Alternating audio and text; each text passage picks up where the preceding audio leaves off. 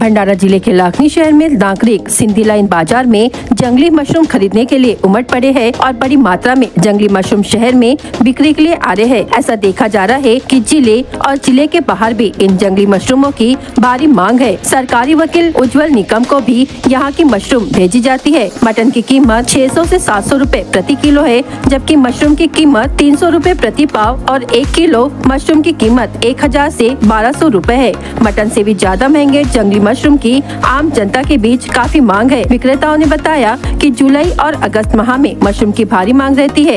इस मशरूम को ग्रामीण क्षेत्रों में सात्या कहा जाता है और भंडारा जिले में भोंबुड़ी के नाम से भी प्रचलित है। हालांकि इस साल बरसात के मौसम सात्या के लिए अनुकूल है, लेकिन प्राकृतिक परिणामों के कारण बाजार में सात्या यानी मशरूम की आवक कम हो गई है। इसलिए सात्या की कीमत सोने तक पहुंच गई है और लोगों को प्रति किलो हजारों की कीमत चुकानी पड़ रही है, लेकिन शौकीन लोग इसे खरीदने से पीछे नहीं हटते।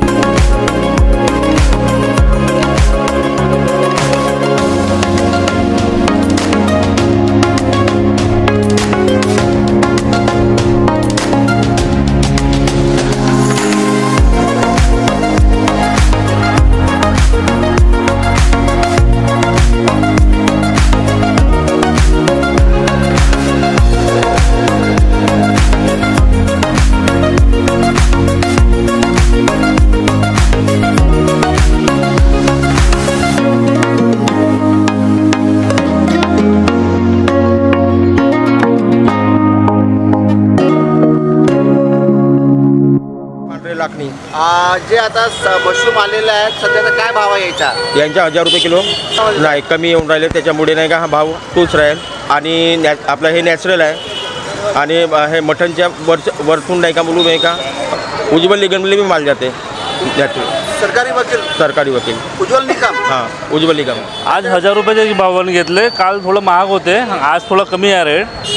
मार्केटमध्ये माल कमी असल्यामुळे काल थोडा रेट जास्त होता, आज थोडासा कमी आहे रेट। म्हणजे 1000-1200च्या रेटने आहे आणि खूप माल कमी येऊन राहिला आहे सध्या।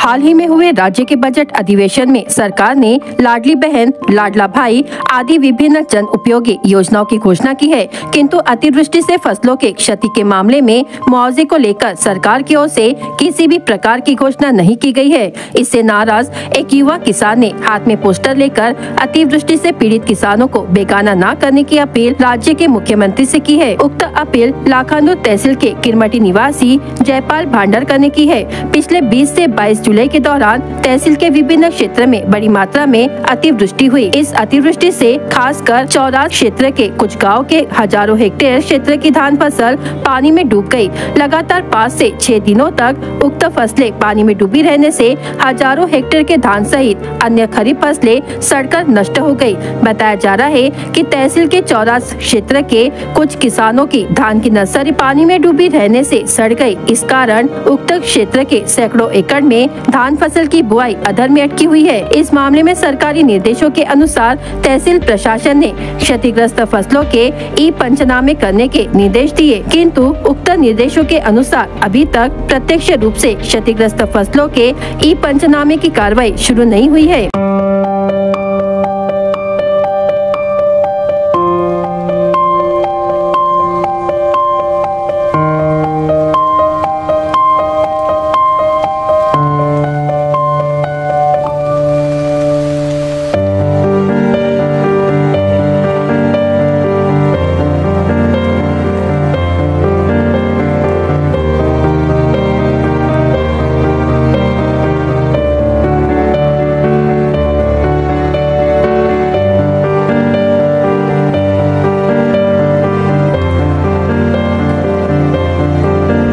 अचानक आलेल्या अतिवृष्टीच्या पावसामुळे संपूर्ण लाखांदूर तालुक्यातील शेती ही पाण्याखाली जाऊन संपूर्ण शेतीचं 100% नुकसान झालं आहे।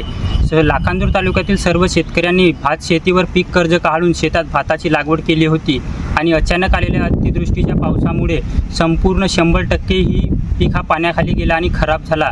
तरी महाराष्ट्राचे लाडके मुख्यमंत्री एकनाथजी शिंदे साहेब यांना माझी अशी विनंती आहे की ज्याप्रमाणे तुम्हाला बहीणही लाडकी झाली आणि भाऊही लाडका झाला, पण नुकसान भरपाईच्या वेळेस मात्र माझ्या शेतकऱ्याला परका करू नका आणि प्रत्येक शेतकऱ्याला एका एकरामागे 50,000 रुपयाची मदत आणि शेतकऱ्यावरील कर्ज माफ करा, अशी महाराष्ट्राचे लाडके मुख्यमंत्री साहेब एकनाथजी शिंदे यांना माझी नम्र विनंती आहे। नाहीतर आम्हा शेतकऱ्यांना आत्महत्या केल्याशिवाय कुठलाही पर्याय राहिला नाही आणि माझी मागणी पूर्ण करतील अशी मी महाराष्ट्राचे लाडके मुख्यमंत्री एकनाथजी शिंदे यांना नम्र विनंती करत आहोत।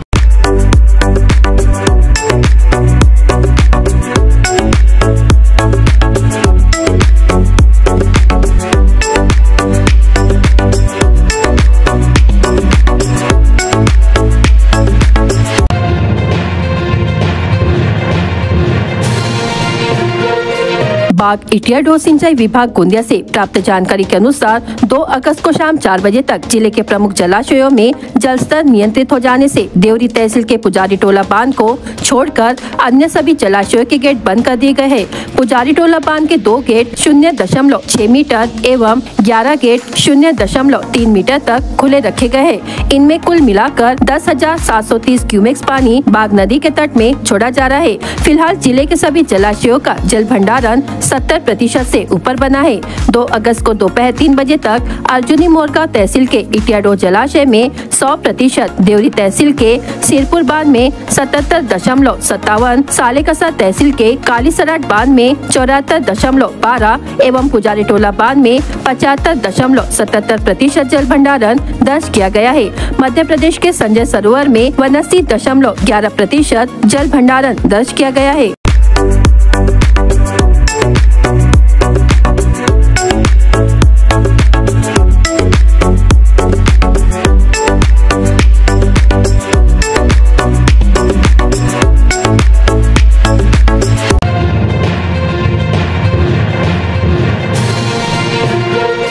कोलकाता में भारी बारिश के कई जगहों पर जलभराव की समस्या देखने को मिल रही है। पश्चिम बंगाल की राजधानी स्थित नेताजी सुभाष चंद्र बोस इंटरनेशनल एयरपोर्ट के रनवे पर भी पानी जमा हो गया है। वीडियो में नेताजी सुभाष चंद्र बोस इंटरनेशनल एयरपोर्ट के रनवे पर पानी नजर आ रहा है। इस वीडियो में कई प्लेन पानी के बीच खड़े हुए देखे जा सकते हैं।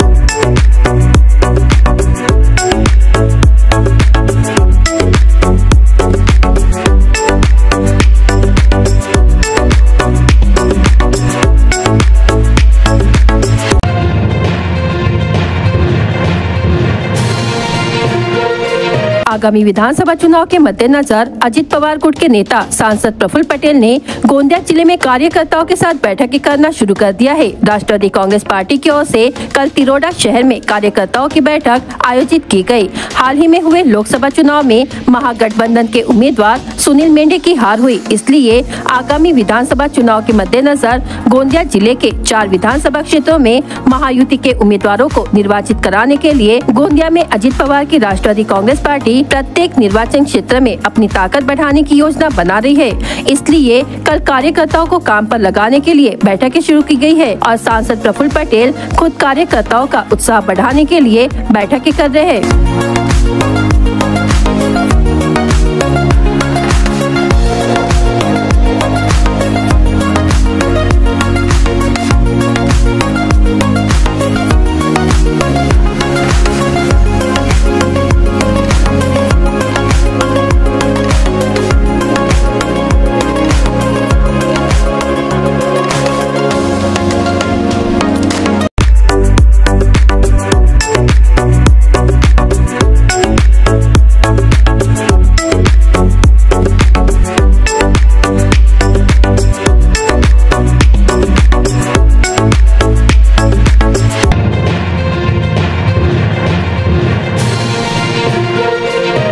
भंडारा जिले में शुक्रवार को दिन भर बारिश रुक रुक कर होती रही। इससे प्रतिदिन के काम करते समय नागरिकों को मुश्किलों का सामना करना पड़ा।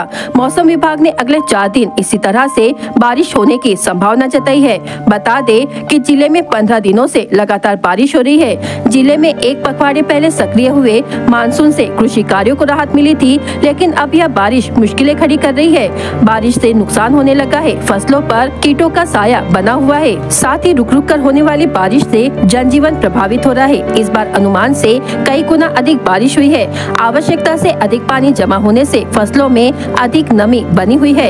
यह स्थिति बनी रही तो किसानों का नुकसान हो सकता है। ऐसे में किसानों की चिंता बढ़ी हुई है। फसलों को बारिश की जगह अब धूप की आवश्यकता है। इधर 4 दिन के लिए मौसम विभाग ने जिले में येलो अलर्ट जारी किया है।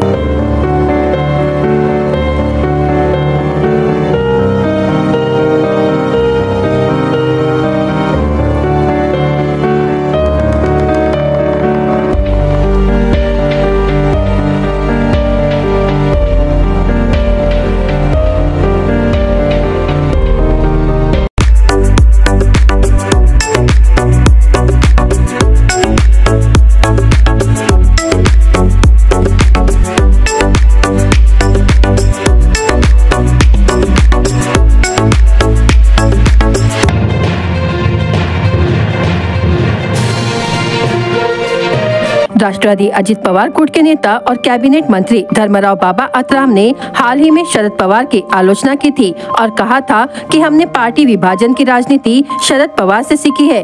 धर्मराव बाबा आत्राम की इस आलोचना के बाद सांसद प्रफुल्ल पटेल ने जवाब दिया है और कहा है कि शरद पवार मेरे लिए आदरणीय थे, है और हमेशा रहेंगे, लेकिन एक सम्मानित नेता को कभी भी अपनी गरिमा कम नहीं होने देनी चाहिए। ये बात मेरे मन में है, ऐसा प्रफुल्ल पटेल ने कहा। की आम्ही शरद पवार यांच्याकडून शिकलेलो आहे तोडीफोडीचे राजकारण। अरे प्रफुल्ल पटेल पण शरद पवारांच्याकडून शिकलेला आहे। माझे नेते तेव्हाही होते, नेते आहे, आजही आहे। पक्ष म्हणून आम्ही अजितदादाच्या बरोबर काम करत आहोत। एक आदरणीय नेत्याच्याबद्दल काही सन्मान त्यांचा कमी होऊ द्यायचा नाही, हे माझ्या मनामध्ये पण इच्छा आहे।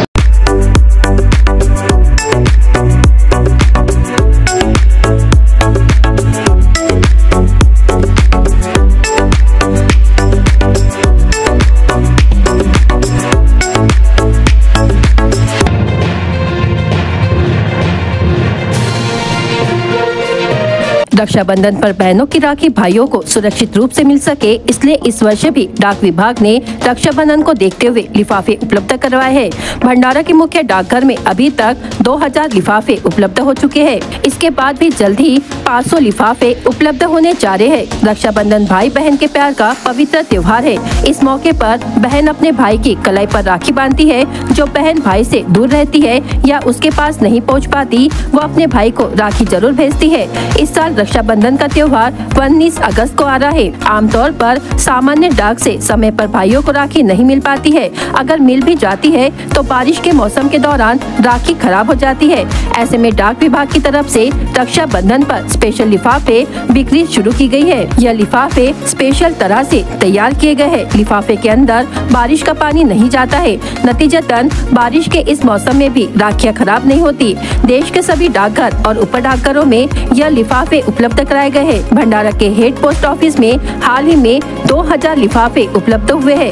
भंडारा जिले में 18 सब डाकघर है। प्राप्त लिफाफे में से उक्त सब डाकघरों को बिक्री के लिए लिफाफे भेज दिए गए हैं, ताकि जिले के किसी भी क्षेत्र से बहनों को अपने भाई तक सुरक्षित रूप से राखी पहुंचाना आसान हो जाए।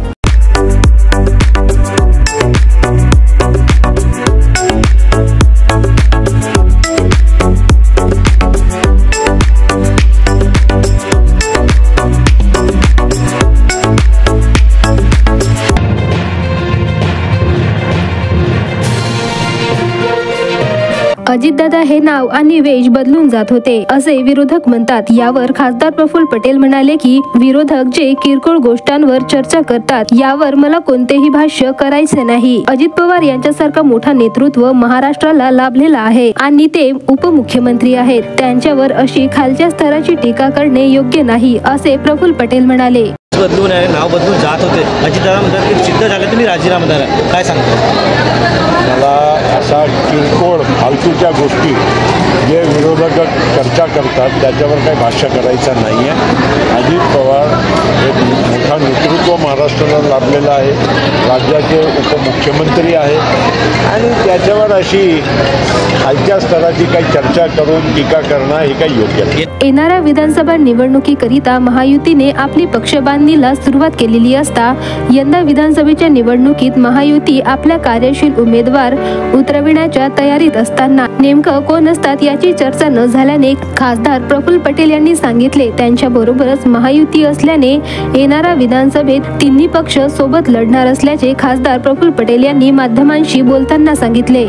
युती आहे त्यामध्ये जे पक्ष आहेत त्यांनाच ते सीट देण्यात येणार अशी प्रथम चर्चा झाली आहे असं म्हणजे. प्रथम चर्चामध्ये तिन्ही पक्ष एकत्र लढेल आणि योग्य रीतीनं सीटाचा वाटप होईल एवढी चर्चा झाली आहे. सीट कोणी लढावी हे काही अजून ठरलेला नाही. शरद पवार हे माझे नेते तेव्हाही होते आणि आजही आहेत. पक्ष म्हणून आम्ही अजितदादांसोबत काम करत आहोत. आदरणीय नेत्यांचा सन्मान कमी होऊ द्यायचा नाही हे माझ्या मनात सुद्धा आहे असे वक्तव्य खासदार प्रफुल्ल पटेल यांनी शरद पवार यांच्या संदर्भात केले. की आम्ही शरद पवार यांच्याकडून शिकलेलो आहोत तोडीफोडीच्या राजकारण. अरे प्रफुल्ल पटेल पण शरद पवारांच्याकडून शिकलेलं आहे. माझे नेते तेव्हाही होते, नेते आहे, आजही आहे. पक्ष म्हणून आम्ही अजितदादाच्या बरोबर काम करत आहोत. एक आदरणीय नेत्याच्याबद्दल काही सन्मान त्यांचा कमी होऊ द्यायचा नाही हे माझ्या मनामध्ये पण इच्छा आहे. विधानसभा निवडणुकीच्या पार्श्वभूमीवर सर्व पक्षांनी मोर्चे बांधणीला सुरुवात केली असता कोणत्या पक्षातील कोणत्या उमेदवाराला तिकीट मिळेल याकरिता जनसामान्यांमध्ये चर्चा आहे आणि उत्साहही आहे. मात्र कार्यकर्त्यांची चर्चा करू, उमेदवारी करिता सर्वे करू आणि नंतरच आम्ही उमेदवार ठरवू असे खासदार प्रफुल्ल पटेल म्हणाले. यावरून निश्चित अजित पवार राष्ट्रवादी गटाकडून दमदार उमेदवार रिंगणात उभा राहणार असे चित्र दिसून येत आहे. मात्र सध्या तरी उमेदवार कोणता आहे निश्चित न झाल्याचे खासदार प्रफुल्ल पटेल म्हणाले. असं आहे, अजून जो चर्चा झाली नाही त्याच्यावर मी भाष्य करणार नाही. एवढंच ठरलेलं आहे की तिन्ही पक्षांनी एकत्र या निवडणुकीत सामोरं जायचं आहे. सीट वाटप जे होईल ते योग्य पद्धतीनं सन्मानजनक होईल आणि सीट जेव्हा फायनल करत असताना काही सर्वे पण आधार आम्ही घेणार, कार्यकर्त्यांचं पण ऐकणार आणि मग आम्ही फायनल करणार की कोणती जागा आणि कोणता उमेदवार लढणार. विरोधकांनी केलेल्या टीकेवर खासदार प्रफुल्ल पटेल यांना विचारणा केली असता त्यांनी महाराष्ट्राच्या सर्व नेत्यांना विनंती केली आहे. महाराष्ट्राचा स्तर खाली आणू नका, सर्वांचा सन्मान करा. खासदार प्रफुल्ल पटेल यांनी महाराष्ट्रातील सर्व नेत्यांना विनंती करत राजकारणाला खालच्या पातळीवर आणू नका असे म्हणत आपण राजकारणामध्ये महाराष्ट्राचा उच्च स्तर खाली आणू नका आणि सर्वांचा सन्मान करायला शिका अशी शिकवण खासदार प्रफुल्ल पटेल यांनी सर्व नेत्यांना दिलेली आहे. गृहमंत्री म्हणजे पेनड्राईव्ह वार सुरू आहे, मागच्या आरोप असं आहे बघा, हे महाराष्ट्रामध्ये माझी विनंती आहे सगळ्या नेत्यांना ते आपला स्तर आता बनवून ठेवा. हे काय राजकारण इतकं खालच्या पातळीवर नको देऊन जावं, त्याच्यामुळे महाराष्ट्राच्या बदनामी होते आणि म्हणून माझी सर्वांना विनंती आहे. तर माजी मुख्यमंत्र्यांनी पण इतकं तू राहील नाही तर मी राहील असं देवेंद्र फडणवीसांना कोण काय बोललं त्याच्यावर मी भाष्य करणार नाही. माझी सगळ्यांना विनंती आहे, सगळ्या पक्षांच्या सगळ्या नेत्यांना की आपण राजकारणामध्ये महाराष्ट्राचा जे एक उच्च स्तर होता त्याला खाली आणू नका आणि सगळ्यांचा सन्मान करायला शिका. छगन भुजबळ कार्यक्रमाला अनुपस्थित होते. याबद्दल प्रफुल्ल पटेल यांना विचारणा केली असता ते म्हणाले की छगन भुजबळ साहेब आमच्या पक्षाचे ज्येष्ठ नेते आहेत. आम्ही सगळे मिळून येणाऱ्या विधानसभेच्या निवडणुकीत ताकदीने लढणार आहोत. दौऱ्यावर मात्र त्यांच्यासोबत छगन भुजबळ नाही आहेत दौऱ्यामध्ये. बघा, काही पण तुम्ही लोक अनर्थ काढू नका. आम्ही सगळे छगन भुजबळ साहेब आमचे पक्षाचे ज्येष्ठ नेते आहेत. छगन भुजबळ साहेब असो, अजितदादा, आम्ही सगळे लोक मिळून या पुढच्या विधानसभेच्या निवडणुकीत ताकदीनं लढणार आहोत.